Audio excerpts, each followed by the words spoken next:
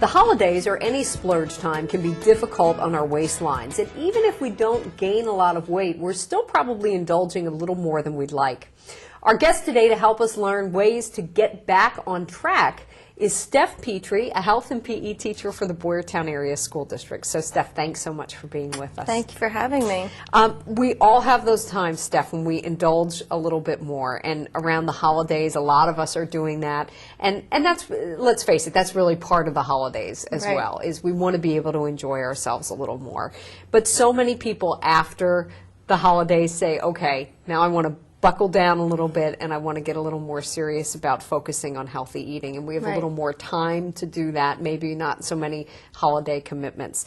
But it's often difficult to do this because we have, you know, we're in this mode of eating more, and now we're going to change. So do you find that that people who you talk to struggle with that? Yes, I definitely do. I think it's just so easy to get into a groove of having more snacks, more sweets around. There's a lot more parties and holiday gatherings, and then it becomes more challenging for the things that you might not normally have at home in your cabinets, but that they're there and you're eating them more frequently and more amounts. So it makes it more difficult, right? Those leftover cookies that we made. Yes, absolutely, absolutely. Sometimes we have a hard time just getting ourselves to throw them out. Right, absolutely. So you have some tips that can help us. And the first tip is don't go on a diet or start eating too little to try to make up for overeating. So in other words, don't deprive yourself. Absolutely. And a lot of times people see that, you know, January 1st they have their New Year's resolution to lose weight, Right. when really what I hope that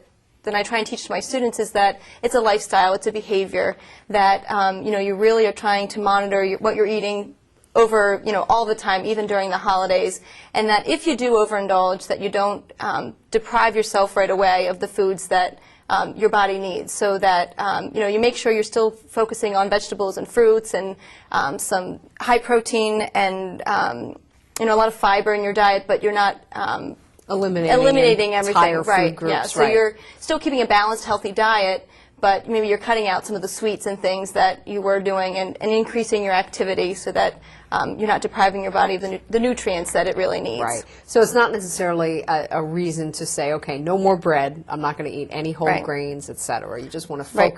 focus on whole grains instead of the white carbs. Right, so to absolutely. And just keeping that balance from all the different areas, that you're not just you know, eliminating a lot of the calories that your body does need just to function on a daily basis. Right. Okay. Second tip.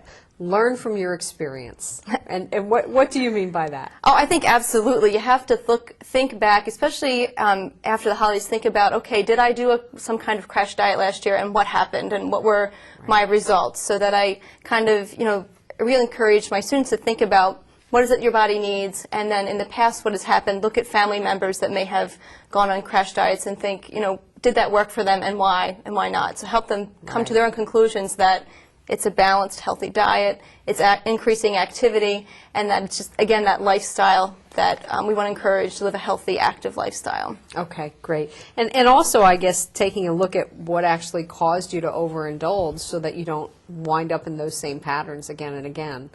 And I guess one of those things would be, as you said, keeping things in the house. Because in the holidays, we have all those things around, so probably a good idea to... Yeah, get rid of some of those things, and it's real important that you know, you think about what it is that is causing the problems, like you said. Right. So you know, all the extra cookies and sweets, and once the holiday's over, if you still have a lot left over, just get rid of them. And sometimes it's a hard thing to do, to throw away food, but you got to think about, is it something that's going to do something good for your body? Is it only going to put you, you know, behind the eight ball? So you want to make sure you're making good decisions about the foods that you have in your cabinet. Great. Third tip. Plan ahead to keep hunger at bay. Absolutely. I think we all have busy lives to begin with, and then when you add on top of it all the holiday parties and shopping and all those different things, it's really important, and I think this goes along with learn from experience, that you plan ahead and you say, okay, you know I'm going to be out for so many hours, put some healthy snacks in your purse and have them with you, so that you can have maybe a granola bar, or some high fiber cereal, or some fruit, or baby carrots, or something that you can kind of get those hunger pains away without going to the fast food places and getting a Big Mac and fries or whatever it may be, that you have a healthy alternative to what what it is that you're going to eat. I got to tell you, that works tremendously for Yeah. me. Yeah. I do that a lot. You say also another tip, don't stop moving. It's important to... my gosh, absolutely. And, especially the holidays, your schedules are packed, but, after that meal, get together with your family and go out for a 20-minute walk. And another thing I use is, I have a dog, and, he gets extra treats throughout the holidays also. He needs the walk too, so, getting out and just getting the fresh air, getting a walk, even if you can't get to the gym for a normal routine, that you still get out and do something to keep your body moving. Right. You also suggest, and this kind of goes along with getting out for a walk with a friend, find an accountability partner. If you're having a hard time struggling, find somebody to help you with that. Absolutely. And I think this goes into not even just getting back on track, but when you're trying to make lifestyle changes, if you have someone that helps you set a goal and helps you be accountable for what that is that you want to achieve, and eating the healthy habits, getting out and being active, they can help just kind of check in, and say, how are you doing? I'm here, and it just helps support each other and have that network of support. Right. Changing your routine is another tip. Sometimes if you just sort of shake things up. Yeah, absolutely. And I think in any area, you tend to get into a routine, and sometimes it gets a little boring, and you need to change things up. So maybe it's, you get online, you find a new healthy recipe, or you try a new, you're in the store and you check out the label, and it looks like something different as a healthy snack, different alternative.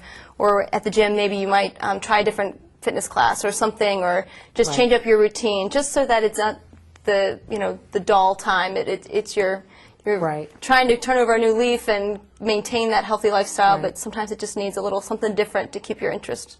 This tip I absolutely love. I find that this rings true for me as well. Make sure you get enough sleep. Absolutely.